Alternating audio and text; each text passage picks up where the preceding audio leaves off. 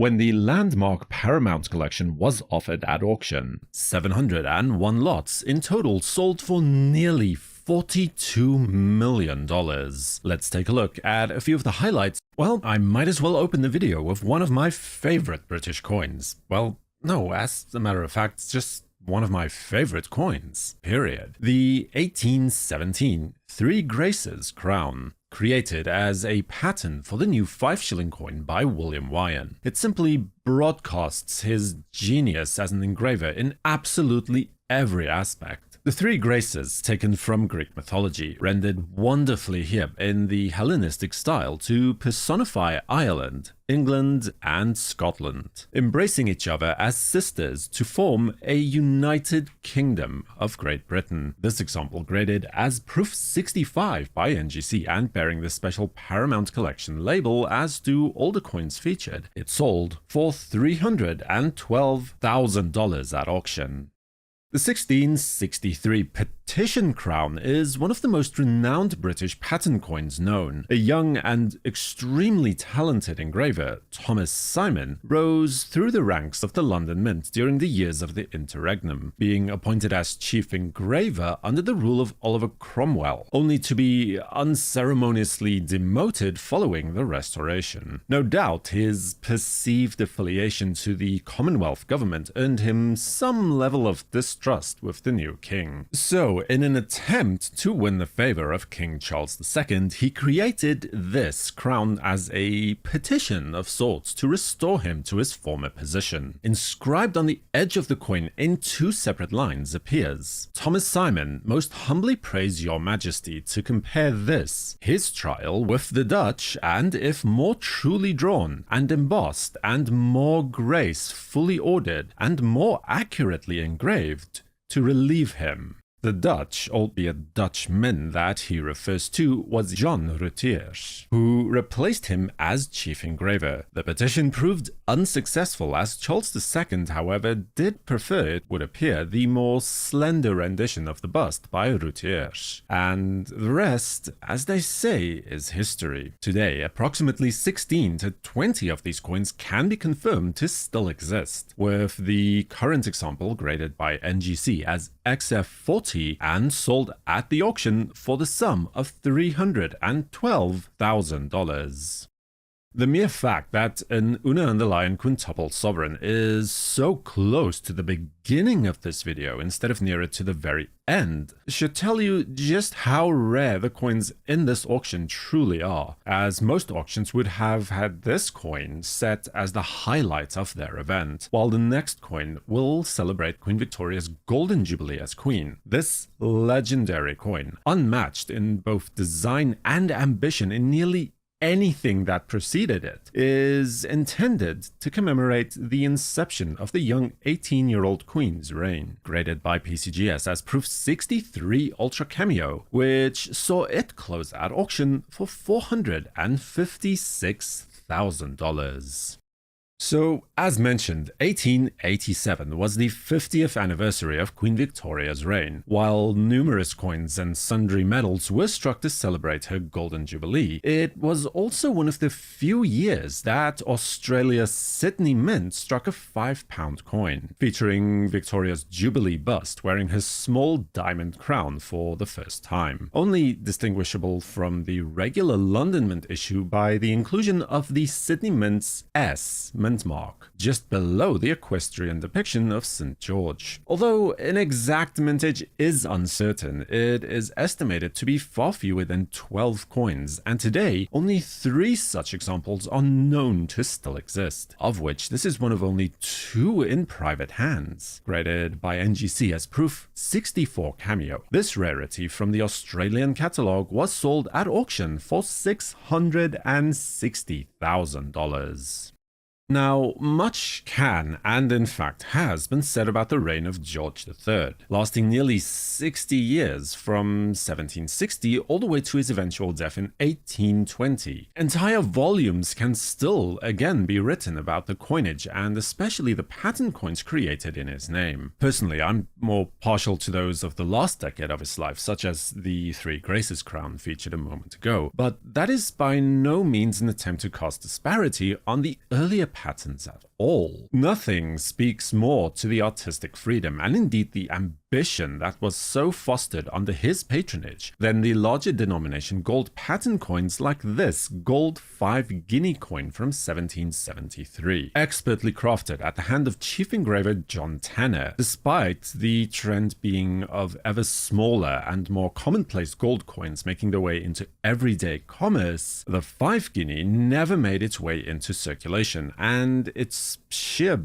buying power would have been absurdly immense at the time anyway, and exists only as a rare pattern coin today, with fewer than perhaps a dozen or so specimens existing. Graded by NGC as Proof 64 Cameo, the coin sold at auction for $750,000.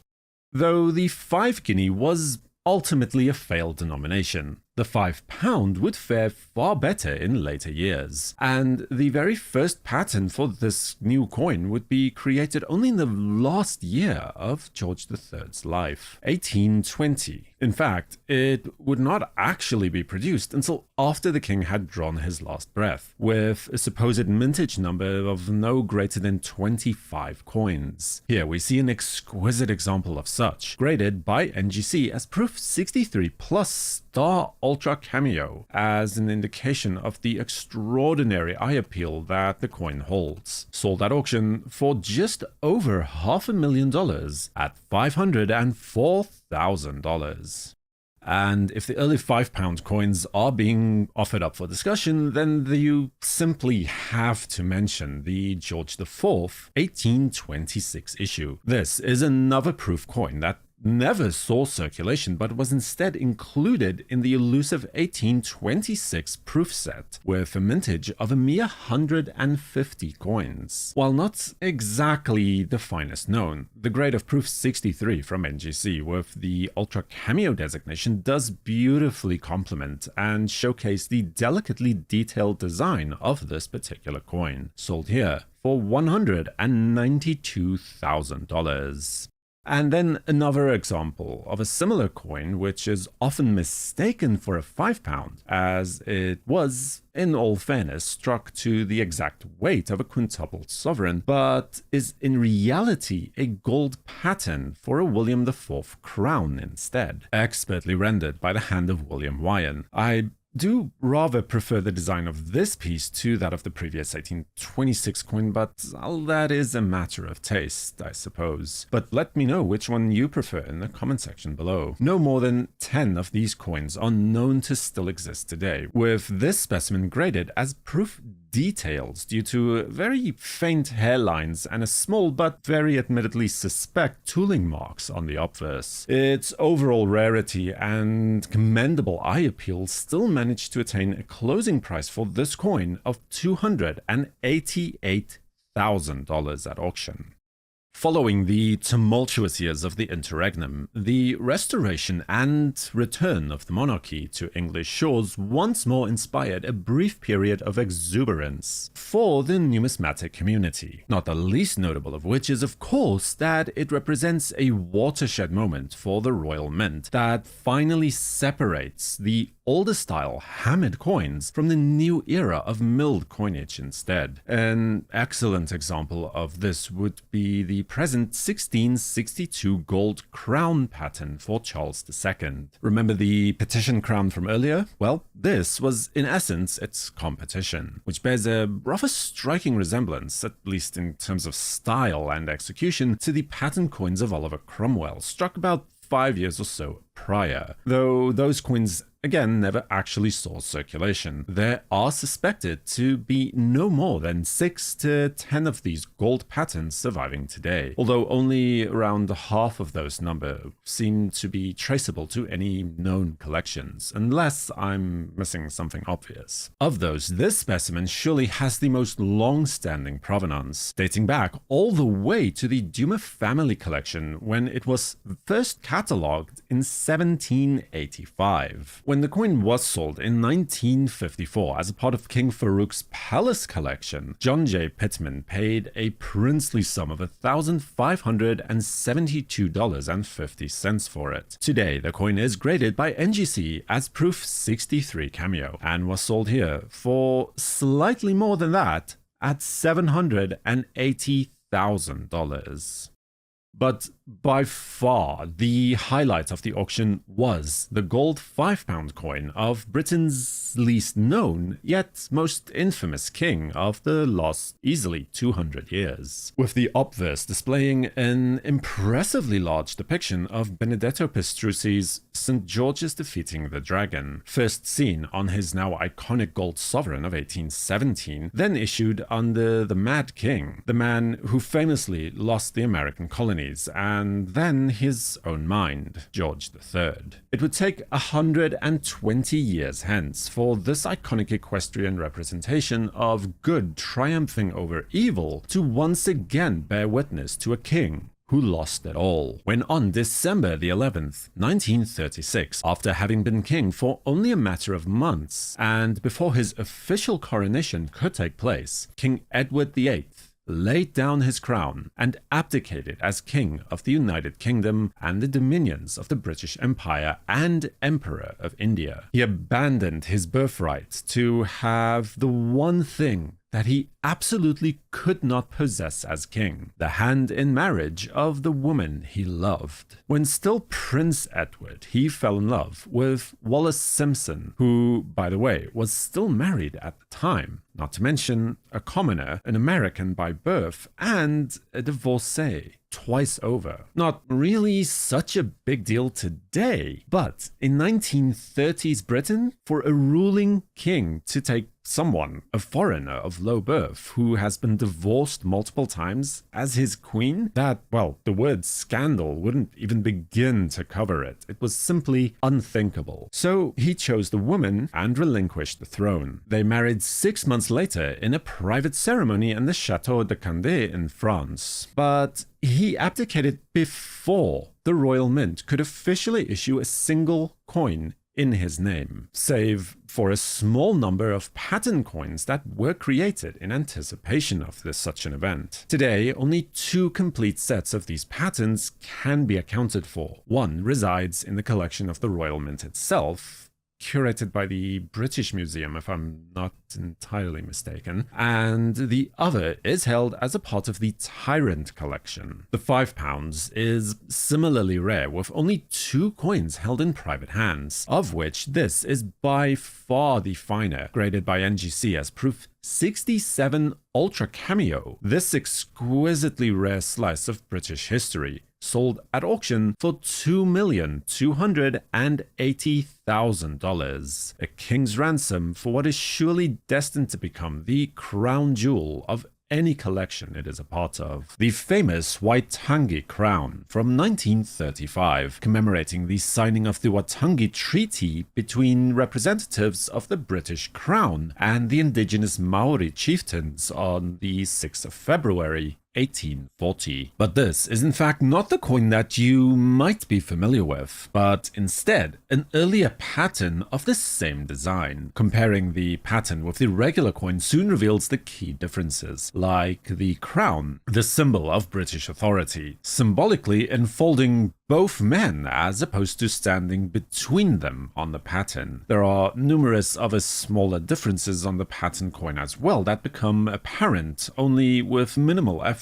given to its study. This exceedingly rare pattern piece for a very popular New Zealand 5-shilling piece was graded by NGC as MS64 and sold at auction for $72,000. Then we are presented with an intriguing piece indeed, a French medallic assai commemorating the visit of Napoleon Bonaparte to the Paris Mint on March the 12th, 1803. This was while Napoleon was still first consul of the First French Republic, dated almost exactly a year after the signing of the Treaty of Amiens, bringing an end to the War of the Second Coalition, and again almost exactly a year before Napoleon's ascent to Emperor of the First French Empire. Though other pieces such as this are known, the current example appears to be unique as it has a thick raised rim with a plain edge, a key detail which does set it apart from other known examples in both silver and gold, graded by NGC as proof 61, attaining a closing price of $90,000 at auction. A spectacular milled example of a 1732 Spanish dollar or 8 reales piece issued under the reign of Philip V from the Mexico City Mint is up next. The very first of its kind, featuring the now all too recognizable Pillars of Hercules design, it would go on to become one of the most successful circulating silver coins of all time, used and recognized across the globe, only to be replaced around 40 years later in 1772 by the equally distinct bust-type design. This phenomenal example of Spanish colonial silver is graded by NGC as MS62 and was sold at auction for the sum of $168,000. And so, another fascinating French coin, or, well, more specifically a gold essay known simply as the Two Effigies, bearing the opposing busts of King Louis XIII and XIV on respective sides of the coin, speculated to have been issued in 1643 as a symbolic transfer of powers from father to son, as King Louis XIII found himself in ailing health in the spring of that year. He wisely decreed that upon his passing, a regency council should rule until such time that Louis XIV, the future Sun King, was to come of age, as he was only 4 years old at that time. The coin is known in silver as well as bronze examples, but this appears to be the only known example surviving in gold, although I would absolutely be delighted to stand corrected on that point. Graded as MS62 by NGC, it raised $288,000 on its turn on the auction block. And then we have an example that words simply struggle to express fully. A massive gold medallic offering featuring 80 millimeters, that's over 3 inches, and almost 350 grams or 12 ounces of gold, issued by Holy Roman Emperor Leopold I in the year 1690 to commemorate his son's crowning as king in Germany at the grand old age of 11 years old. Joseph I would eventually go on to succeed his father as Holy Roman Emperor in 1705. The reverse depicts a literal family tree of the Habsburg emperors, from Rudolf I all the way to Leopold I. Only a single other example of this grand coronation medal can currently be confirmed to exist, with this one graded by NGC as MS61 proof-like. This once-in-a-lifetime auction opportunity managed to raise $360,000 at auction. The Bohemian Three Emperors 5 ducat poses an interesting challenge, so if you'll bear with me for just a minute here. Now, when a coin bears no date, the usual course of action would be to examine the obverse for either a house coat of arms or ideally the portrait of a king or a ruler to place it within a specific date range. However, this coin bears the name and image of not only a single, but of 3 separate emperors: Maximilian I, Charles V, and Ferdinand I, all Holy Roman emperors whose combined rule spans nearly 60 years, from 1508 all the way to 1564. The thing is that the triple bust design is not actually unique, and as it was first used in 1590, 1690 as a commemorative design during the rule of Rudolf II. You can see here that, well, it's the same idea, but obviously not the same design. Other than the obvious, the overall quality and fineness of the design is far improved on the gold coin from this 1890 offering. To mention one thing, look at the crowns, for instance, where the 1590 thaler has a fairly simple depiction. The ducat does bear a far more accurate depiction of the elaborately decorated crown of the Austrian Empire, then still known as the crown of Rudolf II. Then moving forward from 1590, you soon discover the coronation thaler of Emperor Matthias, which seems to use the same obverse dies, strongly suggesting that the coin was struck during his rule as Holy Roman Emperor and King of Germany, also of Bohemia, Croatia, Hungary, and the Archduke of Austria, in case anyone's keeping score, which spanned from 1612 to 1619. Although NGC simply chose to label the coin as minted in 1612, which is oversimplified but not necessarily incorrect if you really want to be pedantic about it. And by now you probably know that, yes, I do. And graded as MS63, this exquisitely rare example of a fabled Drei Kaiser series sold at auction for $408,000.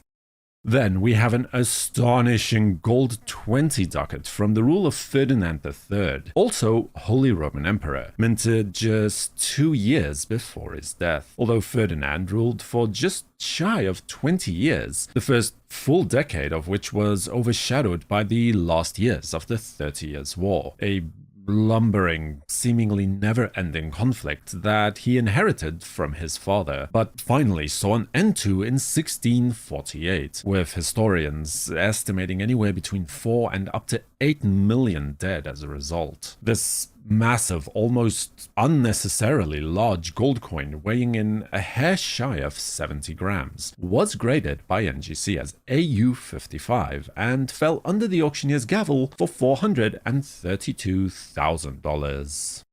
The 10 louis d'or is an interesting denomination, to say the least. It's France's largest gold denomination, weighing in at over 2 ounces of gold, or 67 grams. It was never intended for circulation either, rather made as a vanity piece for the king's gambling tables. A true testament to the opulence of the court of Louis XIII. Similar, although not exactly the same, to the Three Emperors coin from earlier. This coin's exact date of mintage is somewhat in question. There has been some debate in the numismatic community as to whether most of the surviving examples, such as this 1640 dated 10 louis, are original, or in fact perhaps restrikes instead, dating as much as 200 years later to the period of Napoleon III in the mid-19th century. However, the presence of a die crack across Louis's neck that matches other known examples, and a notable absence of pitting and surface scarring that would have been caused by die rust would suggest that this is in fact an original, at the very least perhaps an early restrike, if the theory is to survive scrutiny. NGC, too, seems to be erring on the side of caution in this event, and it labeled this as an early restrike with a grade of MS61, sold here at auction for $456,000. For a rarely seen offering depicting Berenice II, a silver pentachite Decadrachm, which is a seldomly seen denomination with no less than 15 silver drachms. To put that into context for a modern audience, it is larger than a modern silver eagle at 43 millimeters in diameter and almost twice the weight at 53 grams. She ruled as co-regent with her husband, the pharaoh Ptolemy III, from the time of their marriage until his death almost 25 or so years later, from 246 to 222 BCE. She once supposedly cut off her hair as an offering to the goddess Aphrodite in order to return her husband safely from battle. Legend holds it that her hair went missing from the shrine, and soon afterwards a new constellation, now called Coma Berenices, which is Latin for Berenice's locks, was discovered in the night sky. A photograde from NGC Ancient certifies the coin as an AU star that saw a closing price at auction of $84,000.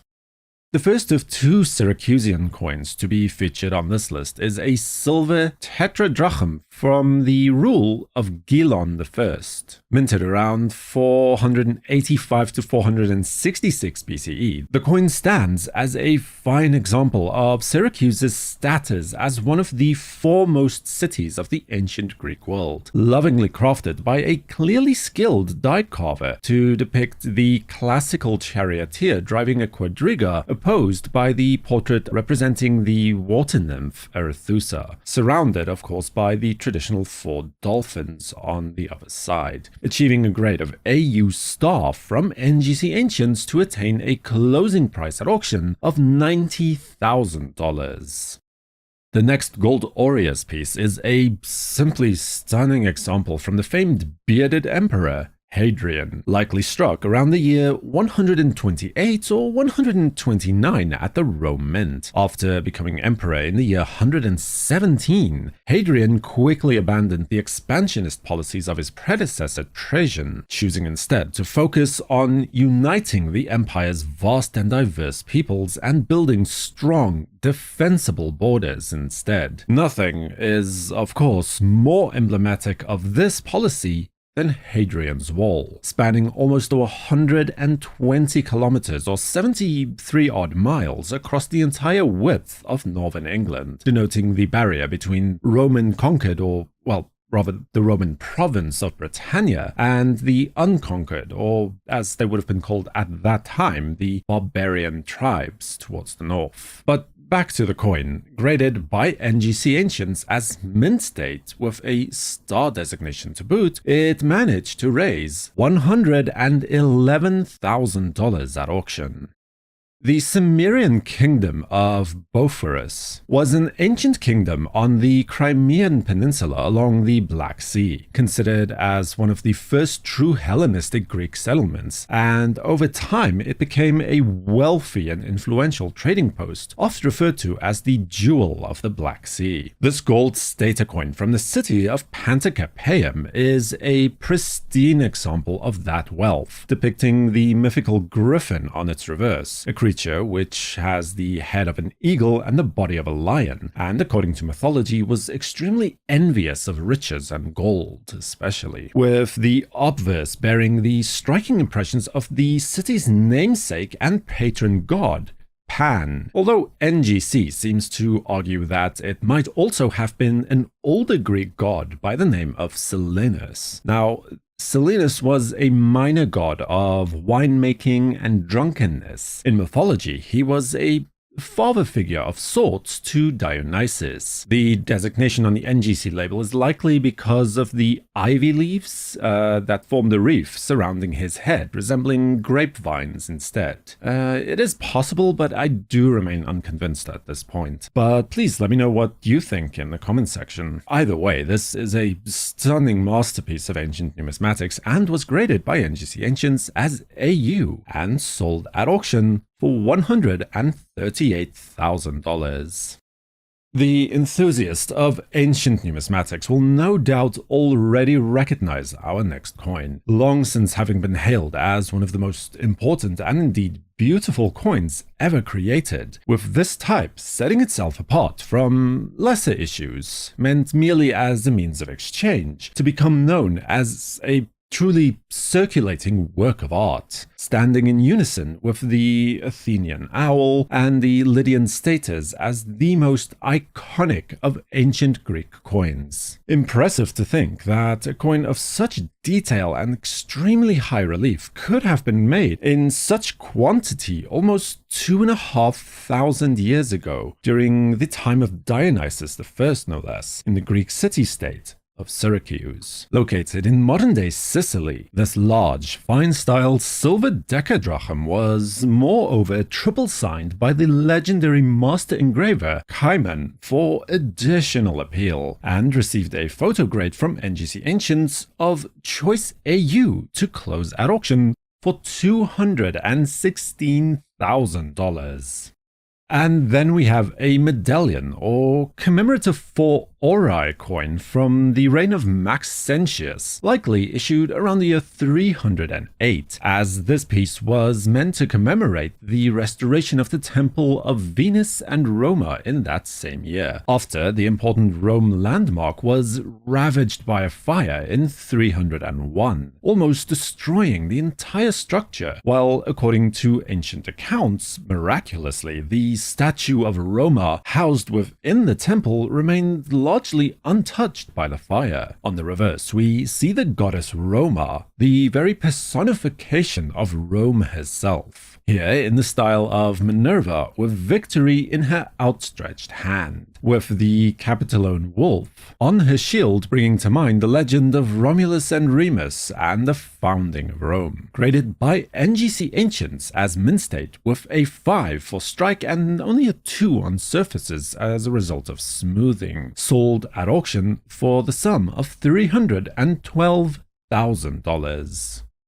The name Maxentius may not be one that too many people would be familiar with. His rule over the Western Empire can be best described in equal measures as brief as it was violent. A usurper who came to power by betraying and murdering Constans I, while he was still serving as a member of his personal guard and then taking his place, only to fall on his own sword following a series of absolutely brutal military defeats, including the Battle of Murcia Major, which is still counted as the most devastating battle in Roman history, leaving an estimated 50,000 or so plus slain in its wake. On his coins, though, he liked to portray himself as a champion of the people. His portrait, as with this particular coin as well, depicting him without a royal diadem or any of the usual imperial accoutrements. This massive gold 3 solidi coin, or perhaps more accurately medallion, was likely struck around 351 in order to celebrate his supposed liberation of the city of Aquileia. Authenticated by NGC as mint state star,